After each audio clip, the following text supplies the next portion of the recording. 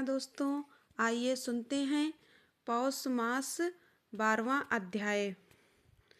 माना जाता है कि जो व्यक्ति पौष मास में श्री कृष्ण की लीलाओं को सुनता है उसके जन्म जन्मांतर के पाप नष्ट हो जाते हैं, परिवार में सुख शांति का वास होता है, अंत में उसे भगवत धाम की प्राप्ति होती है।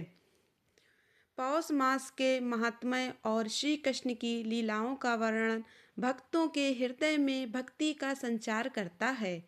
पौष मास मुख्य रूप से भगवान विष्णु और उनके अवतार श्री कृष्ण की उपासना के लिए समर्पित है।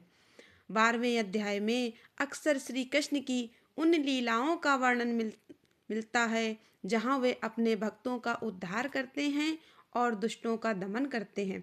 आइए सुनते हैं पौष मास कथा 12वां अध्याय।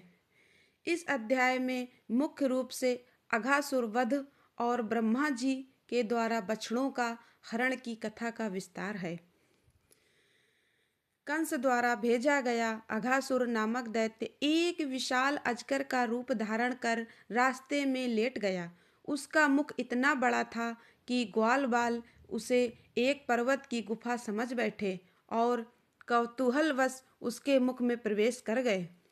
भगवान कृष्ण जानते थे कि यह राक्षस है, फिर भी अपने मित्रों की रक्षा के लिए वे उसके मुख में चले गए। कृष्ण ने अपने शरीर को इतना विशाल किया कि राक्षस का दम घुटने लगा और उसके प्राण निकल गए।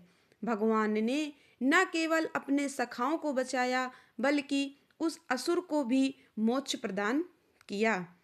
जब ब्रह्मा जी ने देखा कि एक छोटा सा बालक कृष्ण असुरों का वध कर रहा है और साधारण बालकों के साथ झूठा भोजन कर रहा है, तो उन्हें संदेह हुआ कि क्या यह वास्तव में परमेश्वर हैं।